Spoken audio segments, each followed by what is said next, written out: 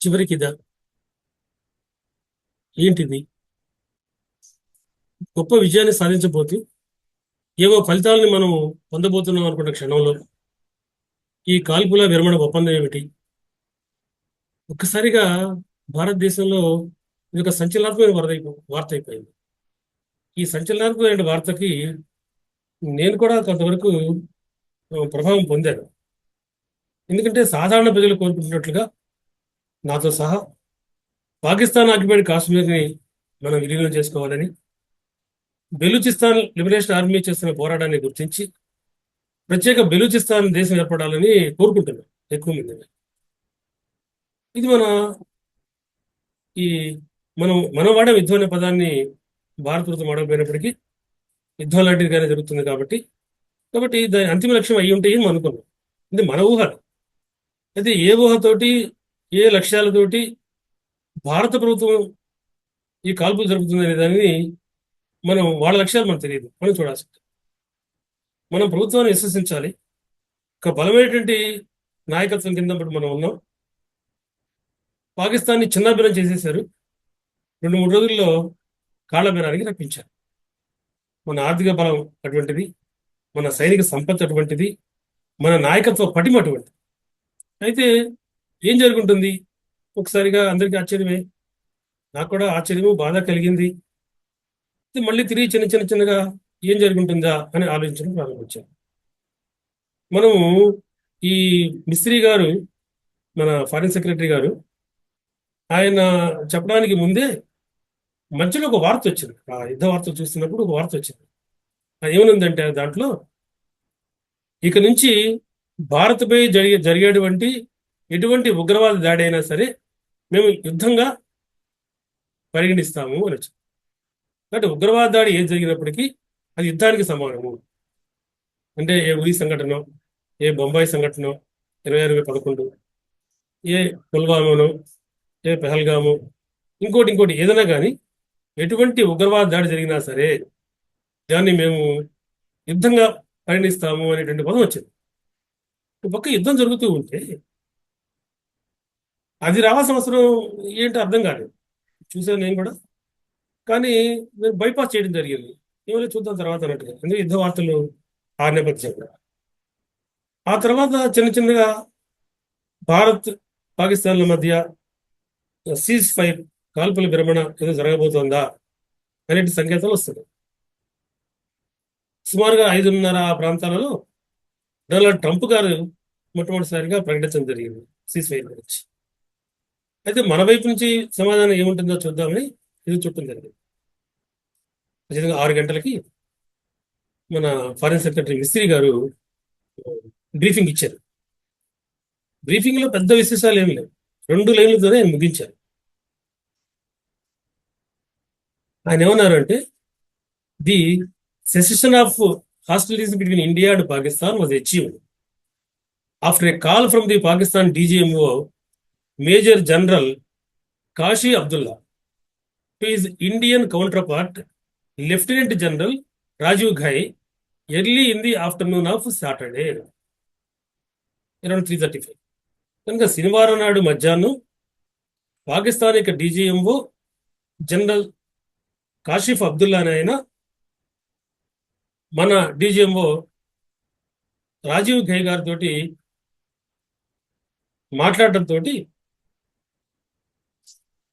ఈ కాల్పుల యొక్క విరమణ ఆపడం జరుగుతుంది. రెండవ లైన్ ఏమన్నారంటే ఆయన, the farmers officer to stop the firing and the air attacks was met with the response that India would do the same. People directly familiar with the matter said.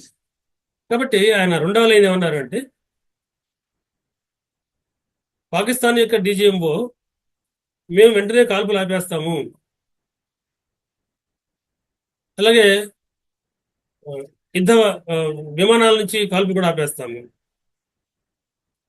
భూమి మీద జరిగేటువంటి ఫైరింగ్స్ కానీ విమానం మీద జరిగే firings కానీ మేము ఆపేస్తాము అని వాళ్ళంతా వాళ్ళు ప్రకటించారు. అలా ప్రకటించడం వల్ల మనం కూడా అది చేయడానికి నిర్ణయం తీసుకున్నాము. ఇది అని చెప్పింది. కానీ రెండు అంశాలు కనపడుతున్నాయి. ఒకటి ఏంటంటే వాళ్ళ డీజీఎంఓ మన డీజీఎంఓని మీట్ అవ్వడం అంటే బై ఫోన్. రెండోది ఏంటంటే ఆ డీజీఎంఓ అన్నాడు మేము ఆపేస్తున్నాం, మీరు కూడా దయచేసి ఆపివేయండి అని. కాబట్టి ఈ రెండు పదాలు వాడారు. కాల్పుల విరమణ.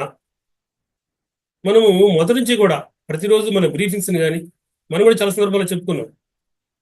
ఏమనంటే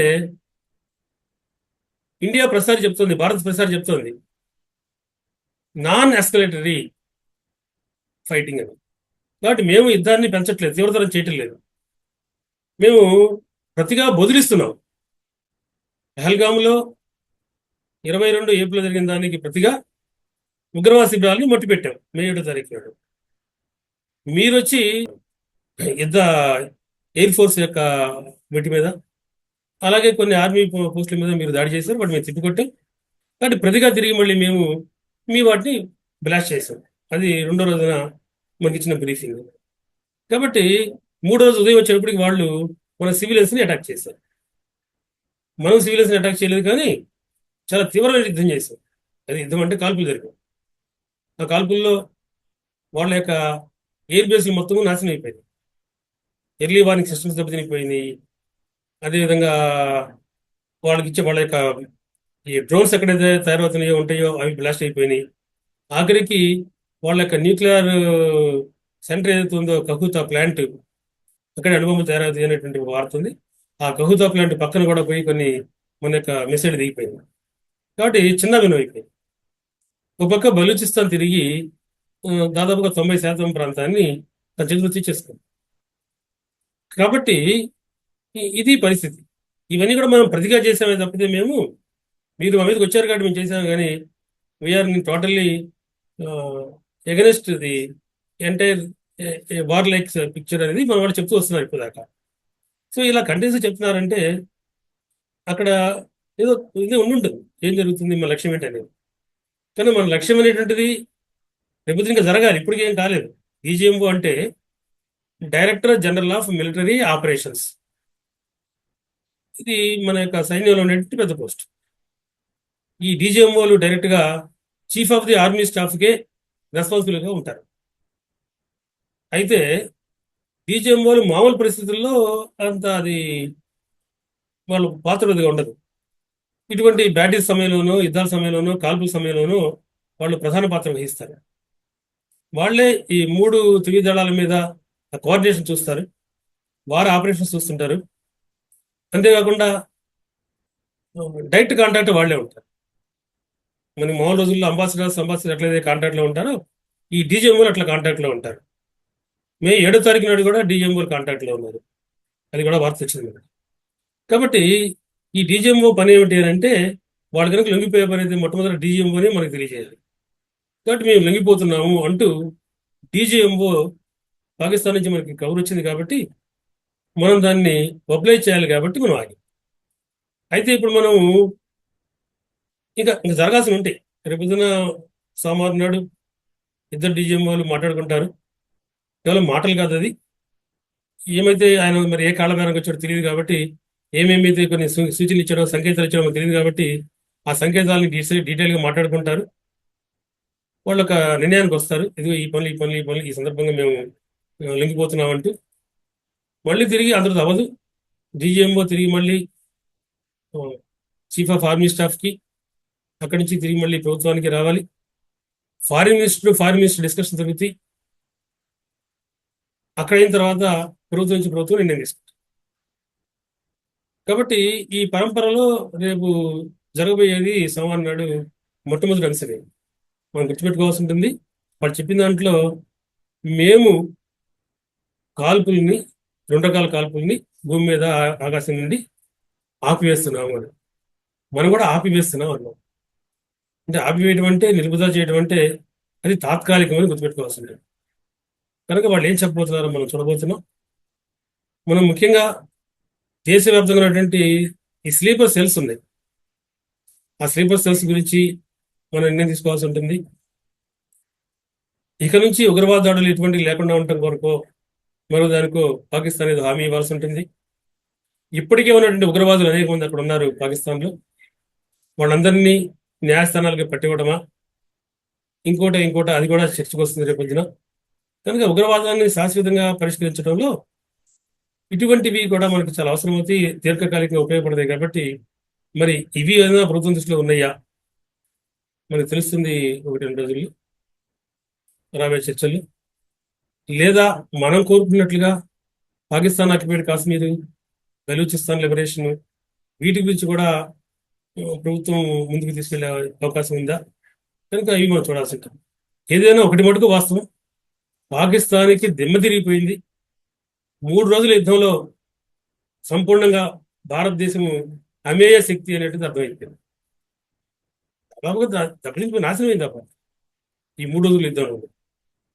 కాబట్టి వాళ్ళు మళ్ళీ మనం కనుక తీరిపారు చూసేటువంటి ధైర్యం అయితే ఉండదు.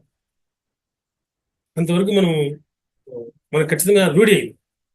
కనుక ఏం జరగబోతుందనే దాన్ని మనం ఇంకొద్దిగా అలా చూడాల్సి ఉంటుంది. కనుక మీకు నేను నాకు ఏ ఇన్ఫర్మేషన్ ఉన్నా, నా ఆలోచన ఏదైతున్నా మీతో పంచుకుంటాను. ఏం జరిగిందో అర్థం కావట్లేదు. ఒక పక్క మీకు నేను వీడియో పూర్తి చేసి పోస్ట్ చేసే లోపే వీడియో పూర్తి అయిపోయింది, సీజ్ ఫైర్ గురించినటువంటి అంశం చెప్తూ. ఈ లోపే మీకు పోస్ట్ చేసే లోపే పాకిస్తాన్ మళ్ళీ తెగబడింది, సీజ్ ఫైర్ని ఉల్లంఘించింది. మన సరిహద్దు మీద అది తిరిగి మళ్ళీ కాల్పులు చేస్తుంది. కాబట్టి ఇక ఇది పాకిస్తాన్ బుద్ధి ఇంతే, ఏమవుతుందో తెలియదు. కనుక ఇది ఇప్పుడే అందిన వార్త. కనుక నేను ఇది కూడా మీ వీడియోలో జోడిస్తున్నాను. జోడించి మీకు మళ్ళీ తిరిగి నేను ఇక యుద్ధ వార్తల్లోకి వెళ్తాను. వెళ్ళి మళ్ళీ ఏం జరుగుతుందో చెప్తాను. ఇప్పుడే జస్ట్ ఒక పక్క నేను వీడియో కంప్లీట్ చేస్తున్నప్పుడే రెండో వైపు నుంచి నాకు ఫోన్ వచ్చింది, మళ్ళీ కాల్పులు ప్రారంభించారని. సార్ చూసి మీకు నేను మళ్ళీ వాటి వివరాలను ఇప్పటికప్పుడు తెలియజేస్తాను. దానికైతే గొప్ప విజయాన్ని సాధించాము మనం, అనుమానమే లేదు. ఇది విజయరాహో విజయమే జరిగింది. కాబట్టి మనం ఇంకొంత ఎదురు చూద్దాం, ఇంకేమి వార్తలు అందుతాయి అనేది. నేను ఎప్పటికప్పుడు ఈ వీడియోలు మీకు అందిస్తూ ఉంటాను. మీరు సబ్స్క్రైబ్ చేసుకుంటే వెంటనే మీకు అది తెలిసిపోతుంది. కాబట్టి కొంతమంది సబ్స్క్రైబ్ చేయలేదు, చూసే వాళ్ళు ఎక్కువ ఉన్నారు కానీ సబ్స్క్రిప్షన్ తక్కువని. మీరు సబ్స్క్రైబ్ చేయమని కోరుతున్నాను. దాని తర్వాత లైక్ చేయడము, షేర్ చేయడము, మిగతా వాళ్ళకి కూడా. ఇంకేదంటే మీ కామెంట్స్ తెలియజేస్తాయి. ఎలాగో మనకి 3 రోజుల్లో ఉన్నాయి. నేను రేపు ఎల్లుండి ఈ 3 రోజులు ఏ యుద్ధం జరిగిందో, ఏం జరిగిందో దాన్ని కొంచెం డీటెయిల్గా వీడియోస్ పెడతాను. వాటికి సంబంధించింది కానీ మీరు కామెంట్ రూపంలో తెలియజేస్తే, మీకు ఏదైనా అనుమానాలు, సందేహాలు, సజెషన్స్ ఉంటే నేను కూడా వాటిని పరిగణించి ఇంకా మంచి వీడియో చేయడానికి అవకాశం ఉంటుంది. కనుక మిమ్మల్ని అందరినీ ఒకసారి సబ్స్క్రైబ్ అని కోరుకుంటూ, అందరికీ ఒక విజయంతో కూడినటువంటి శుభ అభినందనలు తెలియజేస్తూ ప్రస్తుతానికి ఉంటాను. స్వస్తి. జై హింద్.